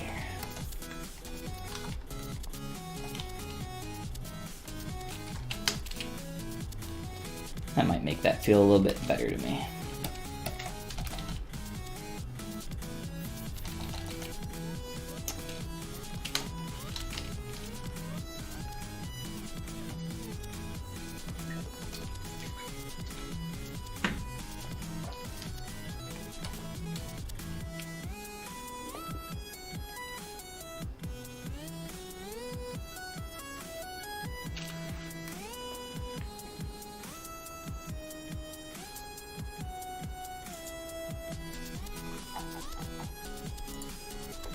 Alright. Let me play around here with this perspective a little bit. Feeling a little flat to me in 3D, so I'm just going to bump my angle of view up. I have it on the default of 50, but I wanted to tweak that a little bit. Get that going out a little bit more. Let's see. There's a lot we can continue to do, but how about we make this little wolf sigil, since I didn't make this earlier. This little hard surface piece down here. I think that'll be fun. And unless anybody has any specific other questions, I'll continue with that. Probably just grab a sphere and start going ham and cheese as we do. Let's grab our clay material here for sculpting.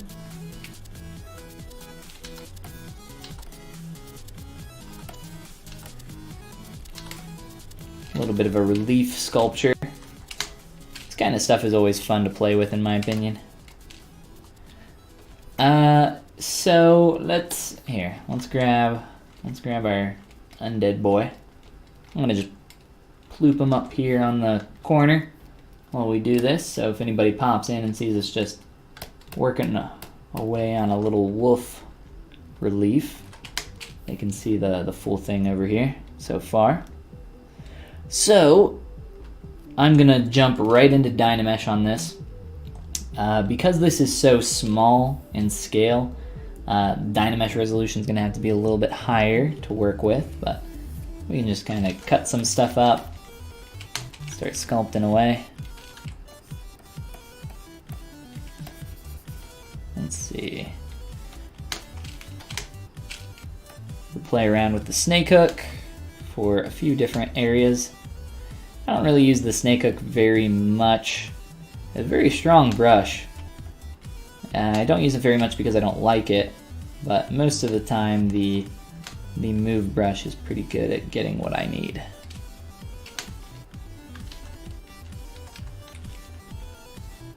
And because this is a relief, we want this to make sure that we don't have any floating parts.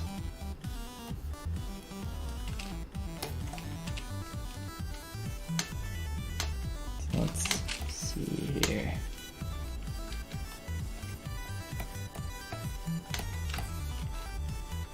I'm actually going to hide the back of that.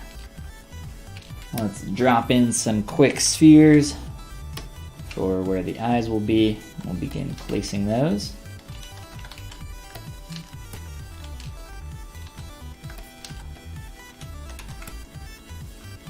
Turn off the paint there. Whoops. On these, please.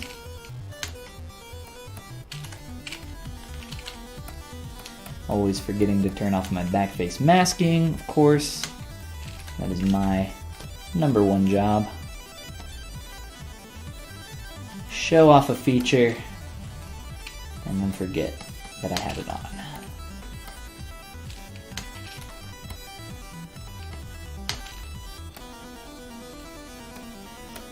Alright, let's pull around here proportionally so we're getting closer to the right shape.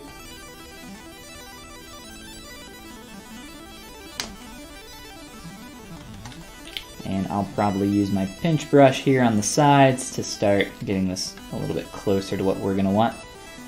Probably even feel free to delete a lot of that backside since it's not really necessary. And that'll make some of this a little bit easier for us. If we want to make sure that we're getting proper thickness up there in the ears, we can pull out that poly group. If you don't know how to do that, that quick little mask trick that I did, I Dynameshed that hole so it closed and created a new poly group, and just control click with either your 3D gizmo or your transpose tool active, and that'll mask everything except that poly group, which can be a quick little trick for that. It can be very, very helpful. Alright, so we got our quick spheres for our eyeballs, and we'll just start sculpting up some of this. And make sure that we're getting that flow in the correct direction. So that's gonna cut back in that way. That's fine. I'm gonna have to pull this up some more as we work on this shape. And I'm just doing this all in Dynamesh. We'll eventually probably remesh this here in a little bit, but let's just kind of continue cutting into our surface, not doing anything too crazy. Use our pinch brush. And let's see here. Let's start planing out some of this some more.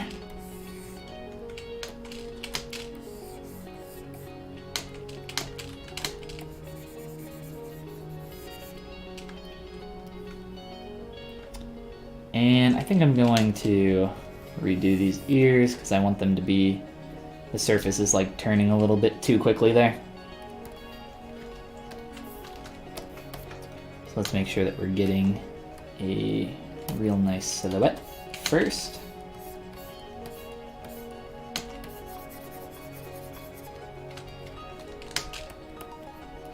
Rounded shape.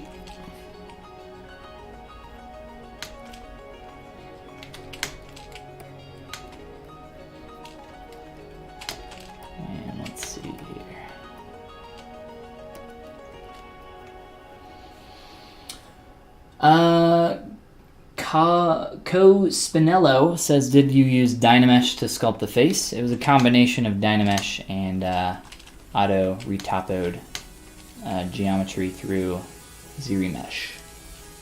Back and forth.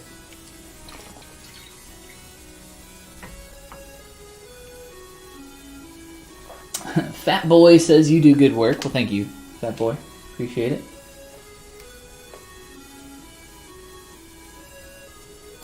Oh, Ghost of Christmas Future is here as well. What's going on?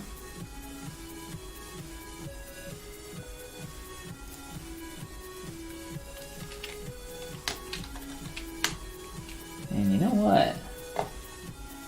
Let me scroll up here.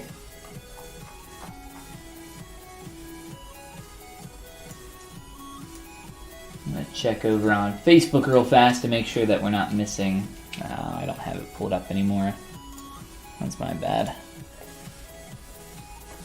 Let me check the Facebook link just to make sure chat's working. I got it here.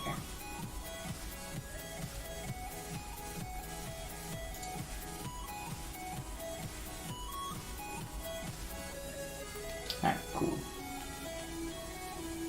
It's been really finicky in the past. If you guys have been watching any of the other streamers here on the channel, I'm sure they've mentioned it as well. But I think we finally got it back up and working here recently.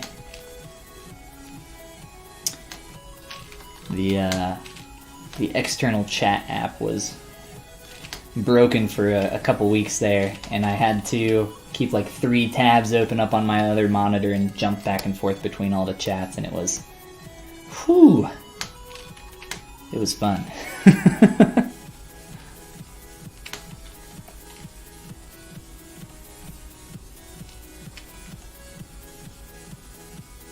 Ooh. Calm down, ZBrush. I love the quick save feature in ZBrush so much. I wish that that feature, exactly the way it works in ZBrush, existed in other softwares, like in every software. It's just, it's probably one of my favorite features because it, especially with 2018.1, like the newest update.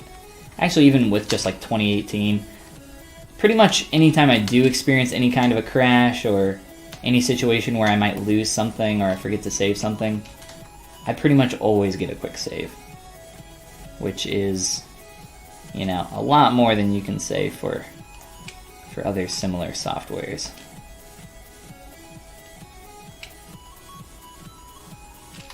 It's a very nice little feature. I say little feature, but it's a pretty big feature, I guess. Let's see, let's pull down around here. And again, because this is Dynamesh, I don't care how chunky or junky that gets. I really just need it to pull that shape down some more. So it might be, you know, a little bit faster to polymodel some of this stuff, but I like getting in here and playing in the dirt sometimes. Plus, on our last stream, we did a ton of stuff with ZModeler. So if you guys are interested in the ZModeler brush, or just like polymodeling in general in ZBrush, definitely check out that stream. Did a lot more stuff with that than we're doing in this one. Just some quick Dynamesh geo. Let's see. Start trimming this out. Let's start getting his little nose in here.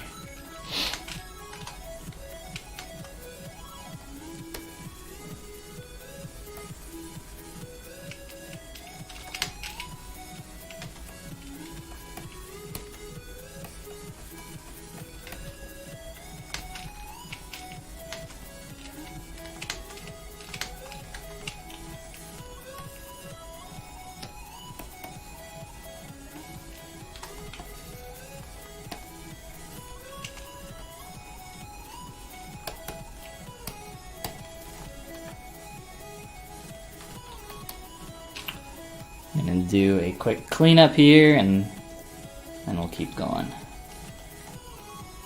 I'm not even gonna project that because I don't need any of that additional garbage. So somebody was asking about Dynameshing on the face. Did I sculpt it with Dynamesh? Yeah, a lot of the early stages are. I would say it's pretty similar to what I'm doing with this, if you've never watched me sculpt before. You know, start blocking some quick stuff out with Dynamesh, and then start getting more into cleaning stuff up with subdivs. It really just kind of depends on the situation, and more so what I need specifically for that situation. Every time it's a little bit different. I don't get to a stage where I'm like, okay, now this is where I Z-remesh everything and start using subdivs. It's definitely on a, per case basis.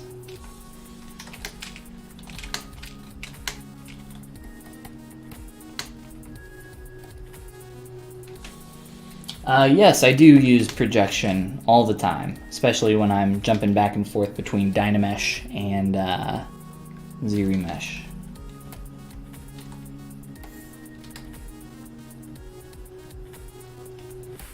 Yes, all the time.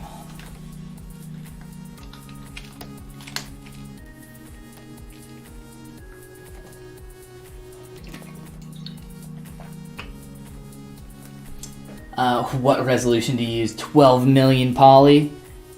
Heck yeah, man. We use as much as it takes to create a form.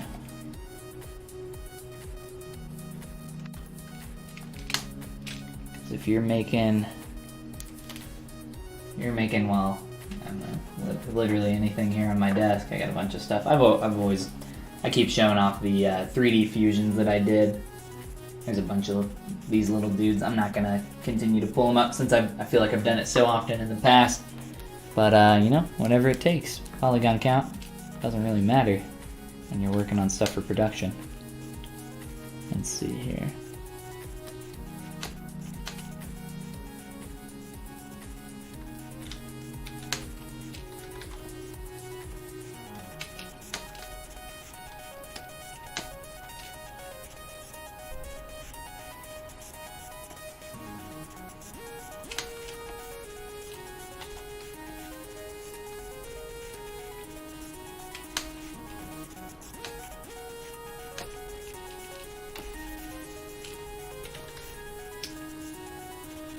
Can you add me on Facebook? I don't really use my personal Facebook account, so if you found my Ben DeAngelis account, I don't really use that. So I do have I literally never post anything. I do have a Facebook Follygon page though, and I do post stuff on there. albeit not as often as other places, just because, you know, I'm not much of a Facebook fan myself. But, yeah, definitely. Let's see, we got like 15 minutes left on the timer, so we'll try to hurry up here. I'll try to go a little faster, cleaning up some of these edges.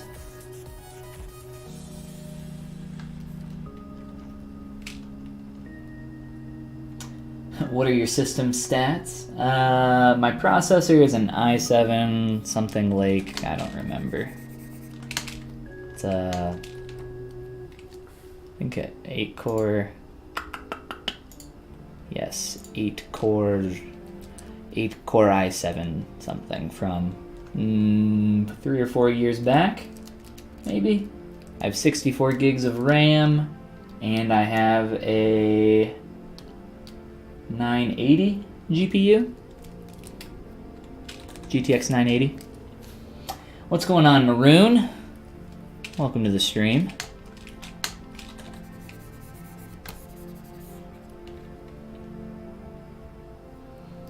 I like. Do you know Rafael Grasati personally? I do not. I do not know Rafael Grasati personally. Why do you ask? It's a little bit of a weird question. You looking for a hookup?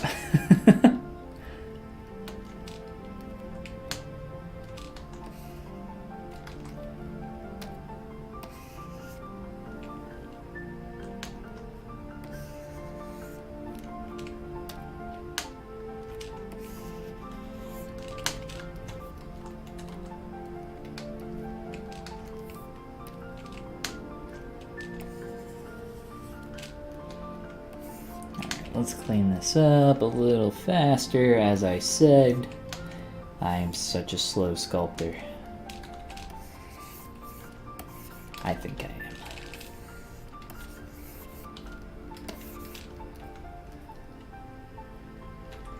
And I have some additional thickness on this, just because it's easier for me to sculpt, but we'll be deleting a lot of that. Using move backface masking here.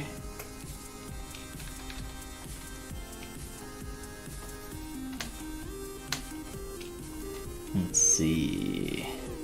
We need to put our ears back in real fast. I think I just kind of pulled those out a little bit too quick earlier.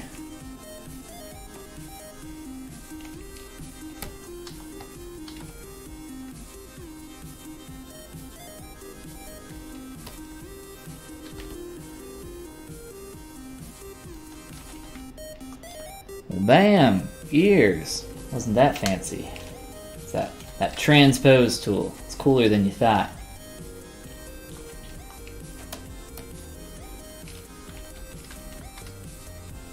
Alright, I'm gonna use a little trick here called... Oh, I might have removed it. Did I remove it?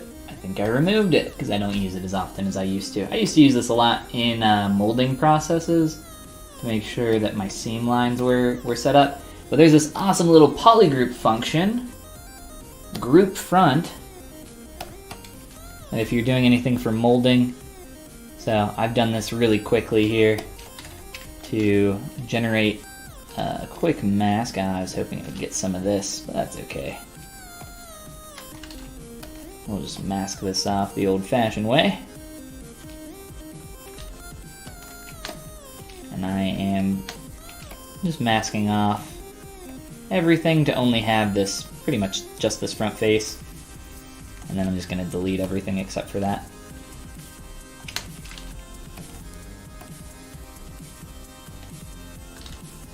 I want this to be pretty much just flat.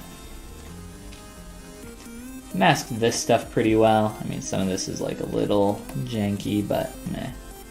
That's alright. That too, you gotta watch out for. So it's good for molding because you can catch when you have overhangs and undercuts. So that would tell me, you know, the mold might lock there. It's so small, it wouldn't do anything. But quick little group visible, mask that, delete everything else, and now I just have this, turn on double because we like to see our backside polys, blah, blah, blah. Let's see, what else? Probably knock back this edge a little bit.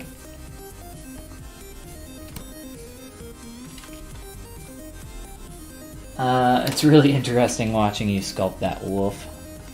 Well, thank you. It is not a very good representation, in my opinion, quite yet. Let's see.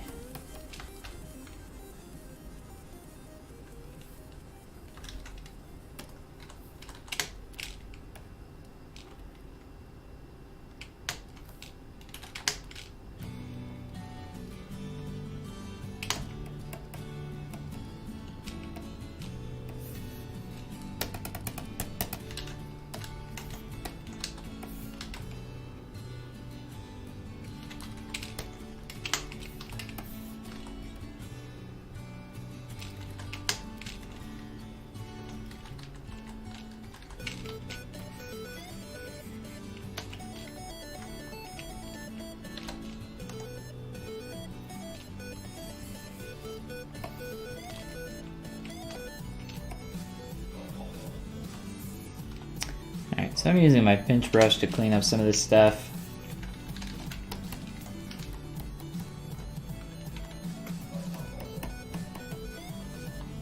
Proportionally, there are a lot of things that are off here, but it gets the basic idea across. Let's see. And then, you know, we have some open surfaces back here. What do we do with that? There's a lot of options. One thing you can do is use group loops with these settings, 1 and 0 for the polish. Make sure you don't have any subdivs. Run that operation. Control click, invert that. And we have a little extra poly group that we can pull out here. And I'm not going to close holes on that quite yet. I will, actually, yeah, I will.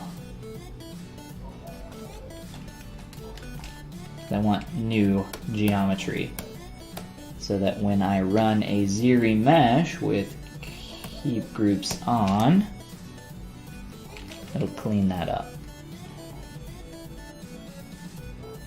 So I'm like jumping back and forth between Dynamesh and ZBrush, essentially each pass getting a little bit more clean than the next. What the heck is that? Well, that sucks. I guess my, I was trying to do a quick little poly group thing, but wasn't playing very nice. Ian, what's going on? Welcome to the stream. There we go. That's a little bit better. We'll make that work. Ah, crap. There we go. So this will be the final little pass on this. You sculpted a bokoblin. Ooh, I want to see. Post a link in chat. I love me some Zelda. The Legend of Zelda.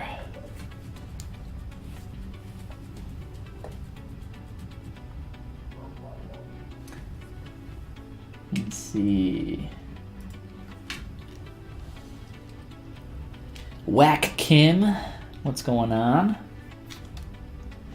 So again, this is like the final pass where I would really start to polish some stuff up.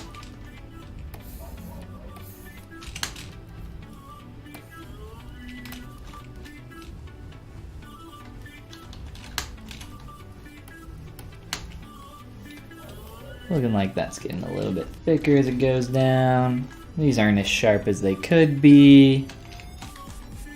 Like I said, we're not proportionally there exactly, but we're within range. We're within striking distance. So we'll say that that's good enough.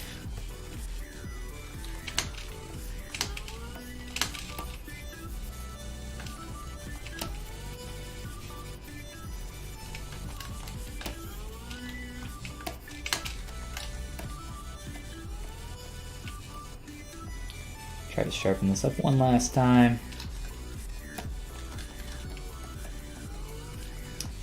And I've tried to kind of fit this a little bit so that it will wrap around here. Whoops. Might have given it a little bit too much wrap. So if that is the case, it's not hard to squash that out and make adjustments that we need. Let's see here.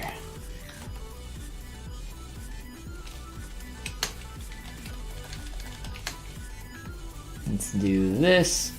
Let's get rid of some of the roundness that I have sculpted in here. So we'll just start to flatten that out.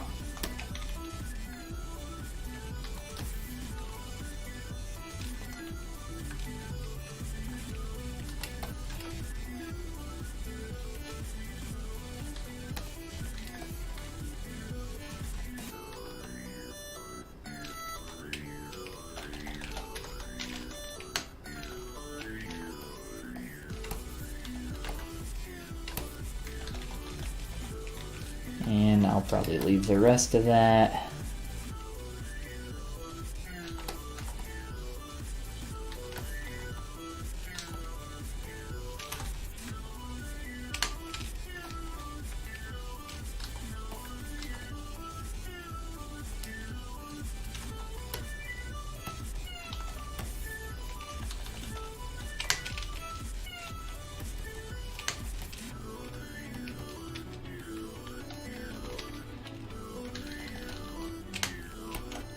Whoa, come on, flip. Flip the mask. Do it. Why aren't you flipping?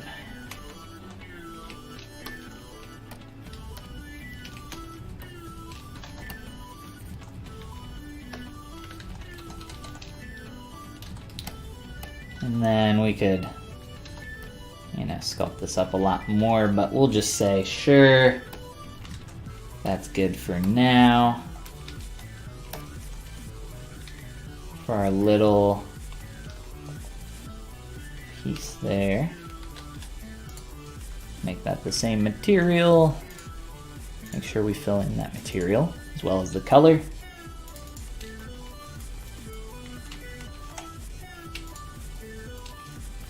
And yeah, we could do a lot more with this, but let's leave them there for now, I think. And if you were following along earlier today when I was doing this quick junky armor that I just like sliced up really quick, it's not very clean, so I can't do a lot with it. But I might be able to, let's see. No, I can't even sculpt like quick little cuts in here, not without dynameshing some of that, which isn't necessarily difficult. Well, bam. Why is my... Oh, I wasn't even using my damn standard brush, was I? Hey, that's a bad stroke, because we don't want... That's very strong.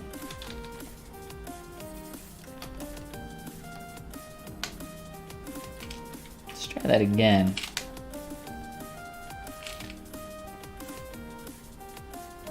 There we go. My brush, it felt like the sensitivity on it or something was not working. It was being very weird. Nightbot's warning me. Stream's almost over. Grand Pilaf. I do have a Twitch channel. There's a link to it up here. Twitch TV/Follygon with an underscore at the end of it. I stream on there every day at noon Eastern. And then I stream here on Tuesdays at 6 p.m. Eastern Time. Eastern US. Let's do some really quick slices in our surface. We gotta get out of here. Rah! Beautiful. Just carve right in through there. Really screwed up his armor. Great. Beautiful. Whoops.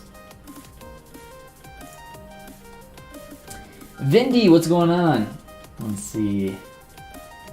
Show us how you would do a bokoblin. I would love to do a bokoblin. Like I said, I love me some Zelda. Maybe we'll do something Zelda-y, Zelda-ish, Zelda-like in the future. That character looks cheerful. Well, thank you. Yeah, so I'm not going to do too much more with this right now, because I think we are pretty much out of time here. But I want to thank you guys all for coming and hanging out. Next up on the stream, whoops, where's Broza? Next up on the stream is Jose. He's doing some concepting with creatures and characters for production. So that'll be really cool. That's going to be in an hour. Check that out.